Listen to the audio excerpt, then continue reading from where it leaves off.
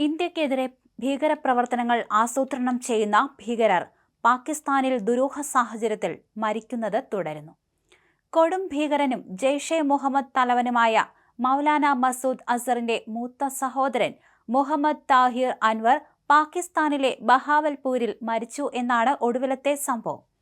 ജെയ്ഷെ മുഹമ്മദിന്റെ ഔദ്യോഗിക ചാനലാണ് ഈ വിവരം പുറത്തുവിട്ടത്. അൻവറിന്റെ മൃതദേഹം ബഹാവൽപൂരിലെ ജാമിയ മസ്ജിദ് ഉസ്മാൻ വാലിയിൽ ഖബറടക്കി. ഇന്ത്യയുടെ മോസ്റ്റ് വാണ്ടഡ് പട്ടികയിലുള്ള ഭീകരൻ പാകിസ്ഥാനിൽ അജ്ഞാത കാരണങ്ങളാൽ മരിക്കുന്നത് ഇതാദ്യമായിട്ടല്ല.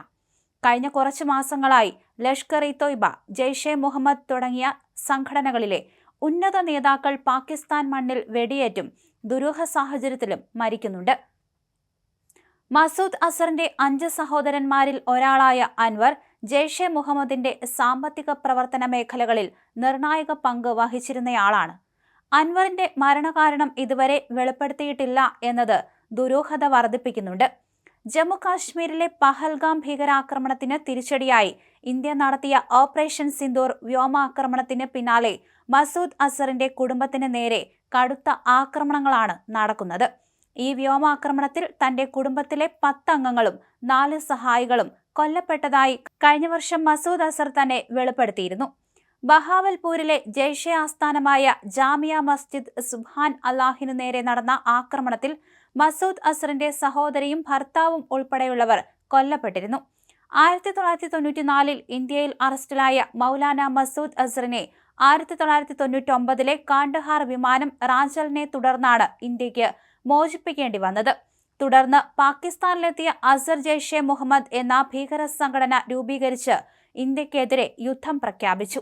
2001 പാർലമെന്റ് ആക്രമണം, 2008 മുംബൈ ഭീകരാക്രമണം, 2016 പഠാൻകോട്ട് ആക്രമണം, 2019 പുൽവാമ ആക്രമണം തുടങ്ങി ഇന്ത്യ കണ്ട ഏറ്റവും വലിയ ചോരക്കളിക്ക് പിന്നിലെ ബുദ്ധികേന്ദ്രം മസൂദ് അസർ ആയിരുന്നു. UN അന്താരാഷ്ട്ര ഭീകരനായി പ്രഖ്യാപിച്ച മസൂദ് അസറിന് പാകിസ്ഥാൻ സൈന്യം അതീവ സുരക്ഷയാണ് നൽകുന്നത്.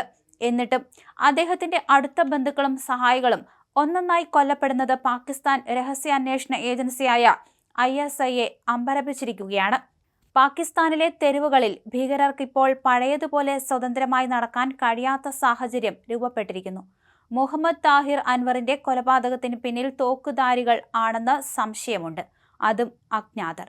ഇത്തരം കൊലപാതകങ്ങൾക്കു പിന്നിൽ ഇന്ത്യൻ ഏജൻസികളാണെന്ന് പാകിസ്ഥാൻ പലപ്പോഴും ആരോപിക്കാറുണ്ടെങ്കിലും അതിന് തെളിവുകൾ ഹാജരാക്കാൻ അവർക്ക് കഴിഞ്ഞിട്ടില്ല. ഭീകരർ പരസ്പരമുള്ള കുടിപ്പകയുടെ ഫലമായിട്ടാണ് ഇത്തരം മരണങ്ങൾ സംഭവിക്കുന്നതെന്നാണ് ഇന്ത്യയുടെ ഔദ്യോഗിക നിലപാട്. മസൂദ് അസറിന്റെ മറ്റൊരു സഹോദരനായ ഇബ്രാഹിം അസർ കാണ്ഡഹാർ വിമാനം റാഞ്ചിയ സംഘത്തിലുണ്ടായിരുന്ന ആളാണ്. കുടുംബം മുഴുവൻ ഭീകരപ്രവർത്തനങ്ങളിൽ വ്യാപൃതരായ മസൂദ് അസറിന്റെ വംശാവലിയെ തന്നെ ഇല്ലാതാക്കുന്ന തരത്തിലാണ് ഇപ്പോൾ ആക്രമണങ്ങളൊക്കെ നടക്കുന്നത്. ബഹാവൽപൂരിലെ ജെയ്ഷെ കേന്ദ്രങ്ങൾ ഇപ്പോൾ കനത്ത കാവലിലാണ്. എങ്കിലും ഭീകരർക്കിടയിൽ വൻ പരിഭ്രാന്തി നിലനിൽക്കുന്നുണ്ട്.